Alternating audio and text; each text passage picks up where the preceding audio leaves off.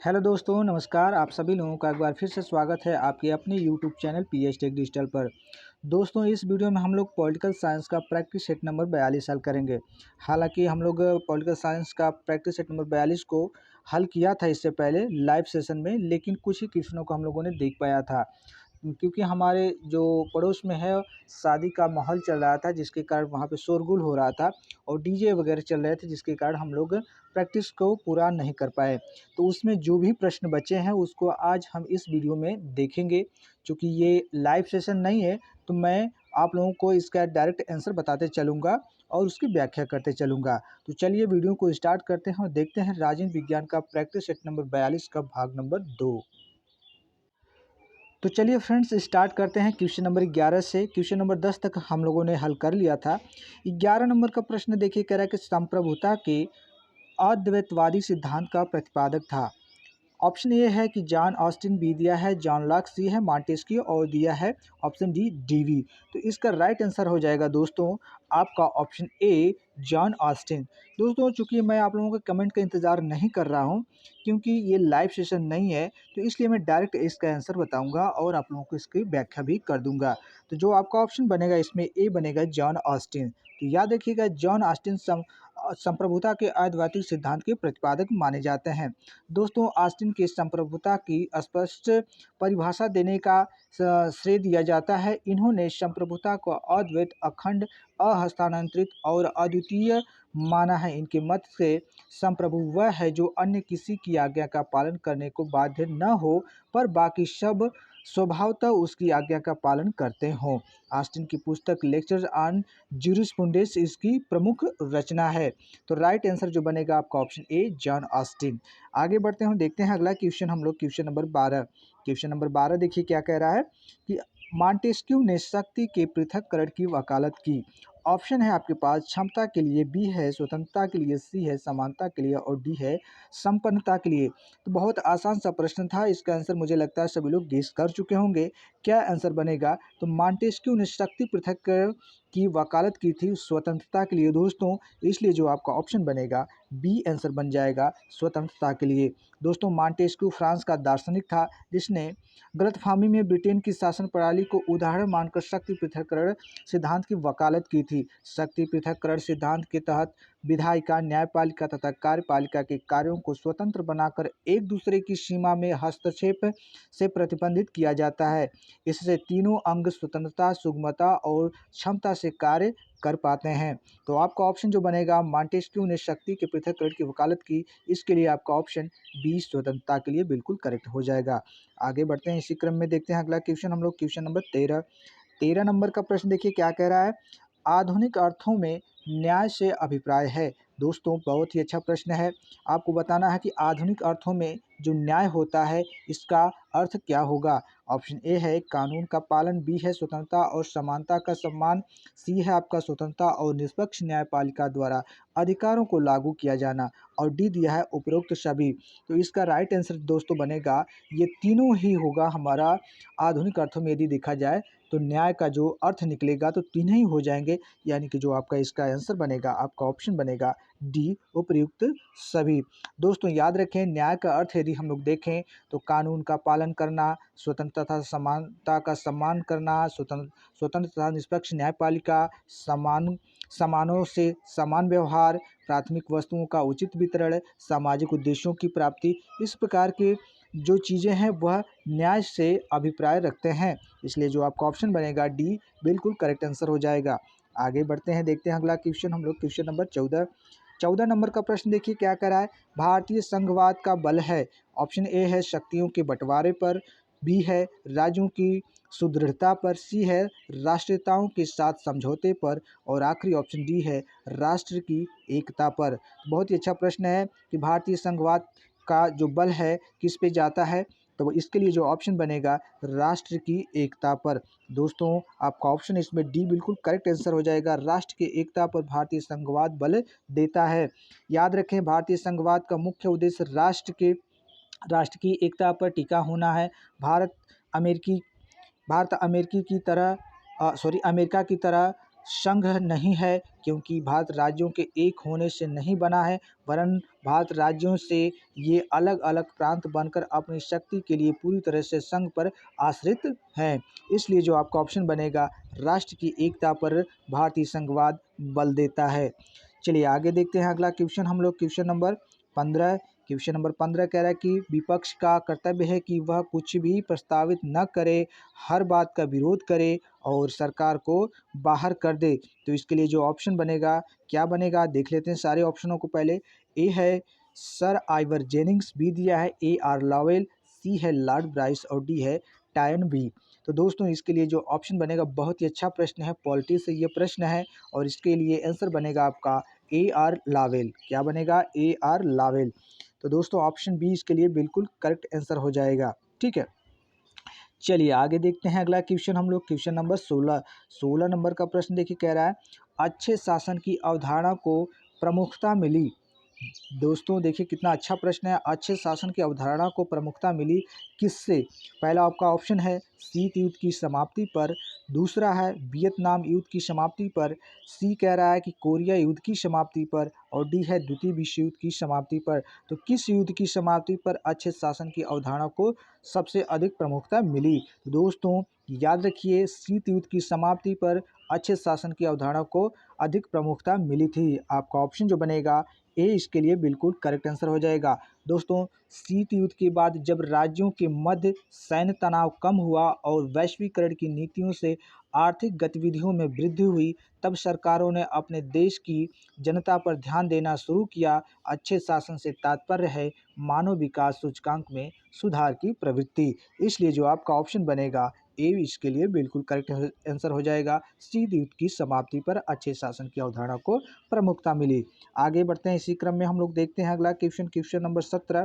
Question number 17 देखिए क्या कह रहा है, भारतीय और अमेरिकी संघवाद में जिस बिंदु पर समानता पाई जाती है वह है। बहुत अच्छा प्रश्न है। भारतीय और जो अमेरिकी संघवाद है उनमें जो कॉमन पाया जाता है, जिस पे समानता पाई जाती है, वह कौन सा बिंदु है आपको वो बताना है। चार ऑप्शन है। पहला आपका दिया है अवशिष्ट शक्तियों का केंद्र के पास होना, बी दिया है आपका अवशिष्ट शक्तियों का राज्य के पास होना, सी है कुछ मामलों में समवर्ती क्षेत्र का प्रावधान होना और डी आपका दिया है केंद्र व राज्यों के बीच विवाद को सर्वोच्च न्यायालय द्वारा निपटाया जाना। तो दोस्तों भारतीय और अमेरिकी संघवाद में जिस बिंदु पर समानता मिलती है वह हमारा है केंद्र और राज्यों के बीच विवाद को सर्वोच्च न्यायालय द्वारा निपटाया जाना। जब केंद्र और राज्य के बीच कोई विवाद होता है तो उसे सर्वोच्च न्यायालय द्वारा उसे निस्तारित किया जाता है। यह अमेरिका और हमारे देश भारत में दोनों में है, इसलिए हमें समानता देखने को मिलती है। इसलिए आपका ऑप्शन डी इसके लिए बिल्कुल राइट आंसर हो जाएगा।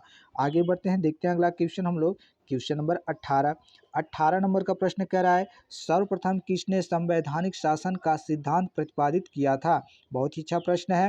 दोस्तों आपको बताना कि सबसे पहले किसने संवैधानिक शासन का सिद्धांत प्रतिपादित किया था। आपका ऑप्शन है जॉन लॉक, बी दिया है जॉन स्टुअर्ट मिल और सी है रूसो, आखिरी ऑप्शन डी है मॉन्टेस्क्यू। तो दोस्तों सबसे पहले संवैधानिक शासन का जो सिद्धांत प्रतिपादित किया गया था वह आपके जॉन लॉक महोदय के द्वारा प्रतिपादित किया गया था।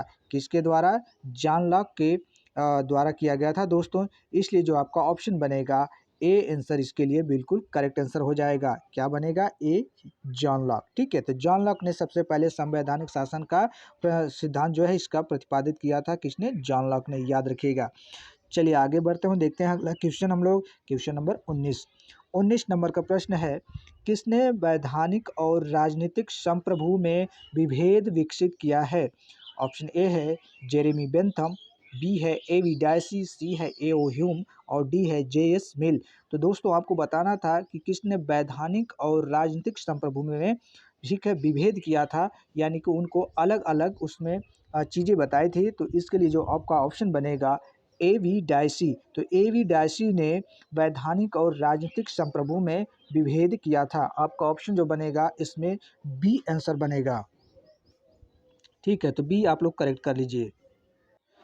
तो चलिए देखते हैं अगला क्वेश्चन नंबर हम लोग 20, ठीक है। 20 नंबर का प्रश्न देखिए कह रहा है, निम्नलिखित में से कौन आत्मरक्षा के अधिकार को व्यक्ति का प्राकृतिक अधिकार मानता है? बहुत ही अच्छा प्रश्न है। मैंने इसको आप लोगों को थ्योरेटिकल वीडियो के माध्यम से भी आप लोगों को पढ़ाया है, तो इसके आंसर आप लोग बहुत अच्छे तरीके से दे सकते हैं। तो ऐसा कौन व्यक्ति है जिसने आत्मरक्षा के अधिकार को व्यक्ति का प्राकृतिक अधिकार मानता है? आपका ऑप्शन है प्लेटो, बी है हॉब्स, सी है बेंथम और डी दिया है बर्क। तो क्वेश्चन नंबर 20 के लिए दोस्तों जो राइट आंसर बनेगा हॉब्स। हॉब्स जो है यह व्यक्ति के आत्मरक्षा के अधिकार को प्राकृतिक अधिकार मानता है, यानी कि आपका ऑप्शन जो बनेगा बी इसके लिए बिल्कुल करेक्ट आंसर हो जाएगा। अगला प्रश्न हम लोग देखते हैं क्वेश्चन नंबर 21 नंबर का प्रश्न देखिए कह रहा है, संप्रभुता को किसी भी समाज के राजनैतिक एवं स्वतंत्र होने के लिए पूर्व शर्त मानने वाले हैं। दोस्तों आपका प्रश्न कुछ इस प्रकार से, इसको फिर से देखिए। प्रश्न कह रहा है कि संप्रभुता को किसी भी समाज के राजनैतिक एवं स्वतंत्र होने के लिए पूर्व शर्त मानने वाले हैं, वह कौन है? आपका ऑप्शन है ए है बोंदा, सी है ऑस्टिन, बी ऑस्टिन है, सी हॉब्स है और डी विल्सन है। तो इसके लिए जो आपका ऑप्शन बनेगा 21 के लिए ऑस्टिन महोदय इस पे बिल्कुल करेक्ट आंसर हो जाएंगे, ठीक है। याद रखें दोस्तों, जॉन ऑस्टिन संप्रभुता के सबसे बड़े सिद्धांतकारों में से एक हैं। ऑस्टिन का मत है कि वह समाज स्वतंत्र और राजनैतिक हो ही नहीं सकता जिसमें संप्रभुता न हो। यह संप्रभुता उस समाज के किसी निश्चित व्यक्ति या संस्था में वास करनी चाहिए। ऑस्टिन ने यह भी कहा कि संप्रभुता अदम्य, निक्षेप, अहस्तांतरित और सर्वोच्च होती है। इसलिए जो आपका ऑप्शन बनेगा बी ऑस्टिन इसके लिए बिल्कुल करेक्ट आंसर हो जाएगा। आगे बढ़ते हैं और देखते हैं अगला क्वेश्चन हम लोग। क्वेश्चन नंबर 22 नंबर का प्रश्न कह रहा है कि संपत्ति के श्रम सिद्धांत का प्रतिपादन किया।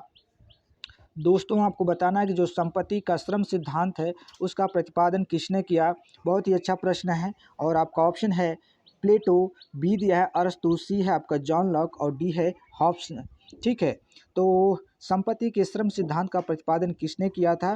तो जॉन लॉक ने ही संपत्ति के श्रम सिद्धांत का प्रतिपादन किया था दोस्तों। इसलिए जो आपका ऑप्शन बनेगा सी इसके लिए बिल्कुल करेक्ट आंसर हो जाएगा। याद रखें आपके टीसीपीटी में जॉन लॉक, हॉब्स, बोंदा ये काफ़ी और ऑस्टिन और बेंथम ये काफ़ी महत्वपूर्ण ऐसे राजनीतिक विचारक हैं जहाँ से इनके प्रश्न बनते हैं। और ये इस तरह के प्रश्न बनते हैं कि थोड़ा सा कन्फ्यूज़न होता है इन लोगों में, और इन लोगों को आपको अच्छे तरीके से पढ़ना है। चलिए आगे देखते हैं अगला क्वेश्चन हम लोग देखते हैं। क्वेश्चन नंबर 23 नंबर का प्रश्न कह रहा है कि निम्न में से कौन सा कथन अराजकतावाद से संबंधित है? आपका ऑप्शन है राज्य पृथ्वी पर ईश्वर का अवतार है, बी राज्य एक अनावश्यक बुराई है, सी राज्य का लोप हो जाएगा, डी राज्य एक नैतिक संस्था है। तो आपका ऑप्शन ये चारों हैं और आंसर जो इसके लिए बनेगा आपका राज्य एक अनावश्यक बुराई है, ठीक है। यह जो कथन है अराजकतावाद से संबंधित है। जो आपका ऑप्शन बनेगा इसमें बी इसके लिए बिल्कुल करेक्ट आंसर हो जाएगा क्वेश्चन नंबर 23 के लिए। दोस्तों अराजकतावादी राज्य को एक आवश्यक बुराई मानते हैं। यही कारण है कि लगभग सारे अराजकतावादी राज्य को समाप्त कर देना चाहते हैं। कुछ अराजकतावादी जैसे क्रोपाटकिन, बाकुनिन आदि हिंसा द्वारा तो गांधी जी जो हैं ये अहिंसा द्वारा राज्य की समाप्ति का समर्थन करते हैं। अराजकतावादी मानते हैं कि व्यक्ति विवेकशील होता है, अतः उस पर कोई भी बंधन या कोई भी सत्ता उचित नहीं है। इसलिए जो आपका 23 के लिए आंसर बनेगा बी राज्य एक आवश्यक बुराई है, ठीक है। दोस्तों आप लोग कमेंट करके बताइएगा कि राज्य एक अनावश्यक बुराई है, ठीक है। आप लोगों को बताना है कि राज्य एक आवश्यक बुराई है, यह कथन किससे संबंधित है, ठीक है। वैसे मैंने आप लोगों को बता दिया है, ठीक है। इसका आंसर तो इसी में मिल गया। चलिए दूसरा क्वेश्चन आप लोग देखिए तब तक। देखिए क्वेश्चन नंबर 24 देखिए कह रहा है, भारत को क्रियाशील अराजकता किसने वर्णित किया?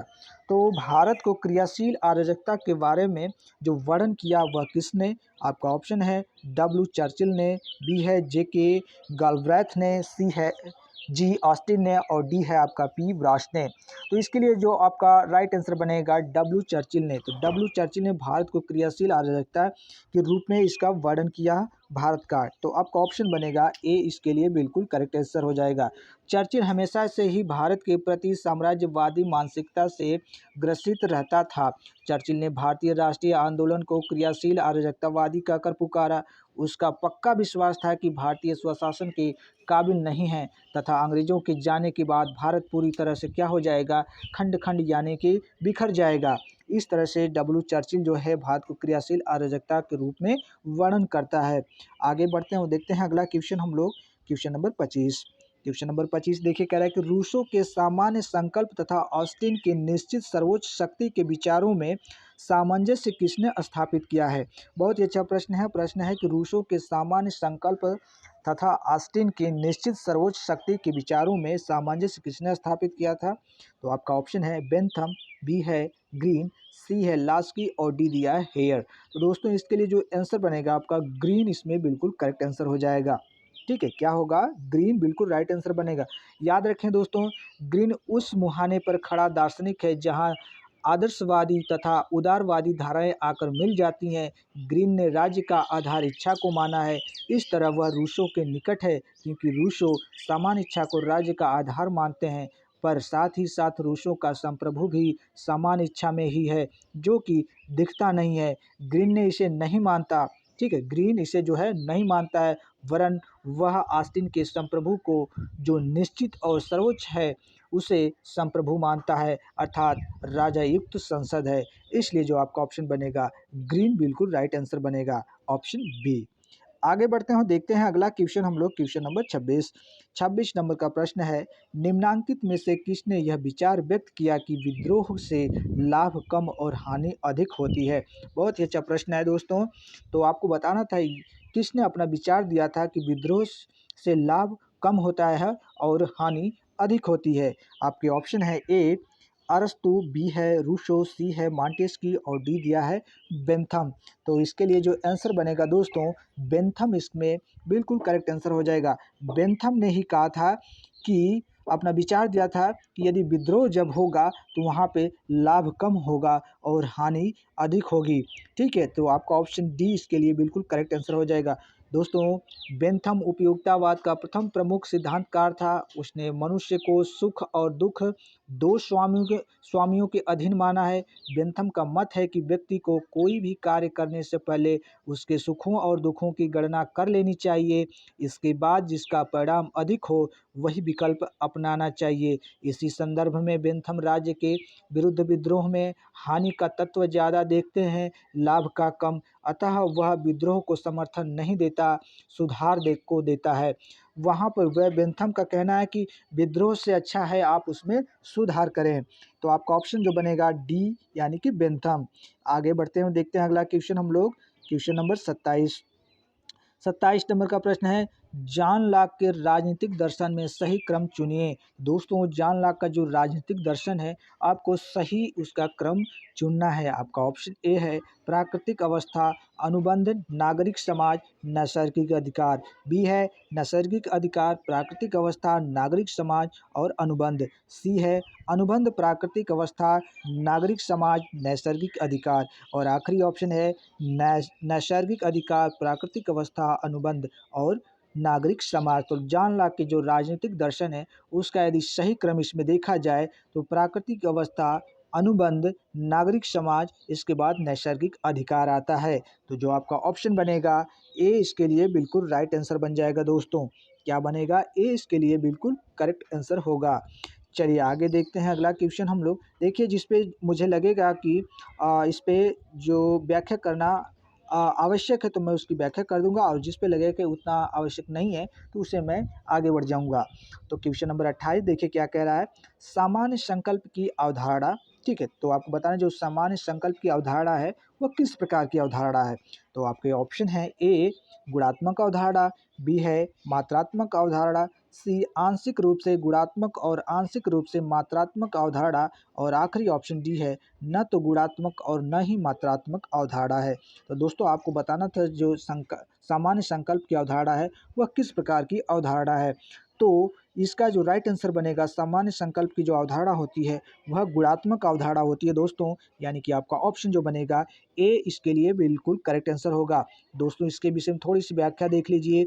रूसो की सामान्य इच्छा या संकल्प की अवधारणा गुणात्मक है, क्योंकि रूसो ने सोशल कॉन्ट्रैक्ट जो कि उसकी पुस्तक है इसमें उसने स्पष्ट किया है कि एक व्यक्ति की सच्ची इच्छा भी सामान्य इच्छा हो सकती है। जैसे बगुलों के बीच में एक हंस की इच्छा हो सकता है कि बहुमत की इच्छा भी सामान्य इच्छा हो। वास्तव में सबके हित और कल्याण की तात्विक इच्छा ही सामान्य इच्छा है। रूसो ने सामान्य इच्छा को ही संप्रभु माना है, जो कभी गलत हो ही नहीं सकता, क्योंकि यह सबकी तात्विक और नैतिक इच्छा की अभिव्यक्ति है। इसलिए जो आपका ऑप्शन बनता है ए गुणात्मक अवधारणा, ये सामान्य संकल्प की अवधारणा होती है। अगला प्रश्न देखते हैं हम लोग, क्वेश्चन नंबर 29 नंबर का प्रश्न देखिए, कह रहा है निम्नलिखित वैचारिक अभिविन्यासों में से किसमें सार्वजनिक एवं निजी क्षेत्र प्रबल रूप से सीमांकित हुए हैं। दोस्तों आपके 4 ऑप्शन दिए गए हैं। क्वेश्चन थोड़ा सा आप लोगों को अटपटा लग रहा हो, लेकिन मैं इसकी व्याख्या कर दूंगा ताकि आप लोग समझ सके। तो पहले ऑप्शन देखिए, पहला दिया है फांसीवाद, बी है उदारवाद, सी है नारी अधिकारवाद और डी मार्क्सवाद। तो इसके लिए जो ऑप्शन बनेगा सी नारी अधिकारवाद इसमें करेक्ट आंसर बन जाएगा।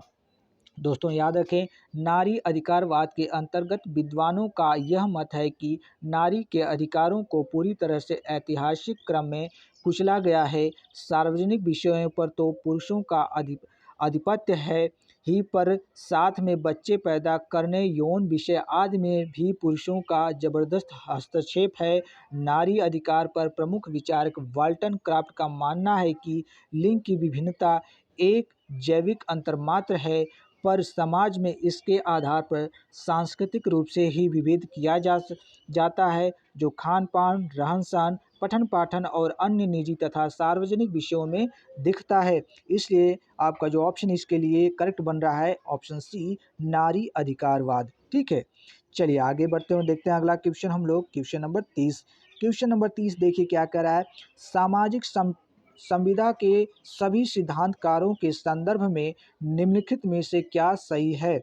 आपके ऑप्शन है विधि एवं नैतिकता के बीच भेद मिटाना, बी है शक्ति पृथक्करण का सिद्धांत, सी है सामाजिक सहमति के साथ लोक सत्ता का निर्माण और डी है अंतरजात अधिकारों में विश्वास। तो दोस्तों क्वेश्चन नंबर 30 के लिए जो आंसर बनेगा वह होगा सामाजिक सहमति के साथ लोक सत्ता का निर्माण, यानी कि आपका ऑप्शन जो बनेगा सी आंसर बिल्कुल करेक्ट आंसर बन जाएगा। तो प्रश्न था कि सामाजिक संविदा के सभी सिद्धांतकारों के संदर्भ में क्या सही है, तो आपका ऑप्शन जो सी है सामाजिक सहमति के साथ लोक सत्ता का निर्माण करना, यह सामाजिक संविदा के सिद्धांतकारों के संदर्भ में बिल्कुल सही है। बाकी आपके ए, बी और डी गलत हैं। तो आपका ऑप्शन सी इसके लिए बिल्कुल करेक्ट हो जाएगा।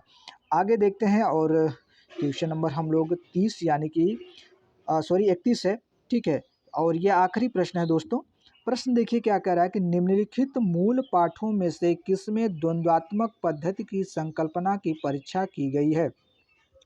तो आपको बताना है कि 4 आपके मूल पाठ दिए गए हैं, इसमें किसमें द्वंद्वात्मक पद्धति की संकल्पना की परीक्षा की गई है। तो ऑप्शन ए है imperialism the highest stage of capitalism, ये पुस्तक है लेनिन की है। बी ऑप्शन है the eighteenth Brumaire of Louis Bonaparte. C option है सोशल रिफॉर्म और रिवोल्यूशन। डी है फॉर मार्क्स और आर्थर आल्थ्यूसर की ये पुस्तक है। तो आपका इसमें करेक्ट आंसर प्रश्न था कि किसमें, ठीक है ये मूल पाठ है, किसमें आपको बताना था कि द्वंद्वात्मक पद्धति की संकल्पना की परीक्षा की गई है। तो दोस्तों इसमें जो की गई है वह imperial the highest stage of capitalism जो कि लेनिन की है, ये इसमें की गई है आपकी क्या द्वंद्वात्मक पद्धति की संकल्पना की परीक्षा। ठीक है दोस्तों, याद रखें लेनिन द्वारा अपनी सर्वश्रेष्ठ पुस्तक imperialism the highest stage of capitalism के अंतर्गत मार्क्स की द्वंद्वात्मक पद्धति की संकल्पना की परीक्षा की गई है। इस पुस्तक में लेनिन ने कहा है कि पूंजीवादी प्रणाली जब आंतरिक हितों का शोषण कर चुकी होती है, तब वह बाहर के देशों पर कब्जा करती है साम्राज्यवाद के रास्ते पूंजीवादी प्रणाली के लिए सस्ते श्रम तथा बाजार को उपलब्ध कराया जाता है। अंततः पूंजीवाद का अंतिम शोषण का निशाना वह गरीब देश बनते हैं जो उत्पादन में पूंजीवादी देशों के समक्ष ठहर नहीं पाते हैं। तो दोस्तों आपका ऑप्शन जो था A, imperialism the highest stage of capitalism, जो कि लेनिन की थी, इसी में द्वंद्वात्मक पद्धति की परीक्षा संकल्पना की परीक्षा की गई। तो आपका ऑप्शन ए इसके लिए बिल्कुल करेक्ट हो जाएगा। तो दोस्तों ये था हम लोगों का पॉलिटिकल साइंस का प्रैक्टिस सेट नंबर 42 का शेष क्वेश्चन, जो कि भाग नंबर 2 से हम लोग इसे देख रहे हैं। ठीक है, तो दोस्तों वीडियो कैसी लगी आप लोग ज़रूर से कमेंट करके बताइएगा। ठीक है, हालांकि कई दिनों से हम लोग लाइव सेशन में सही से नहीं जुड़ पा रहे हैं, क्योंकि मैं घर पे आया हूँ तो थोड़ा सा मैं इधर उधर मैं चला जा रहा हूँ, क्योंकि शादी का माहौल है तो मुझे थोड़ा सा निमंत्रण वगैरह में भी जाना पड़ रहा है, और आसपास में भी शादियां हैं जिसके कारण शोरगुल हो रहा है। तो क्लासेस नहीं सही से हो पा रही हैं, लेकिन 2-1 दिन में फिर सब नॉर्मल हो जाएगा। बाकी आप लोग अपनी प्रिपरेशन करते रहिए, अपना इसमें एकदम 100% दीजिए, एकदम शिथिलता मत लाइए, अपने कोई थोड़े की भी आप लोग अपने ध्यान को कहीं और मत भटकाइए, ताकि आप लोग कहीं ध्यान यदि चला जाए तो आपके आने वाले जो एग्ज़ाम है टीसीपीएससी में आपको उसका गलत खामियाजा भुगतना पड़े। तो दोस्तों इस वीडियो में बस इतना ही, और मिलते हैं नेक्स्ट वीडियो में। तब तक आप अपना ख्याल रखिएगा, और चैनल पर नए हैं तो पहले चैनल को सब्सक्राइब कर लीजिए, ठीक है, और लाइक कर दीजिए। ठीक है दोस्तों, इस वीडियो में बस इतना ही, मिलते हैं नेक्स्ट वीडियो में, तब तक के लिए थैंक यू, धन्यवाद।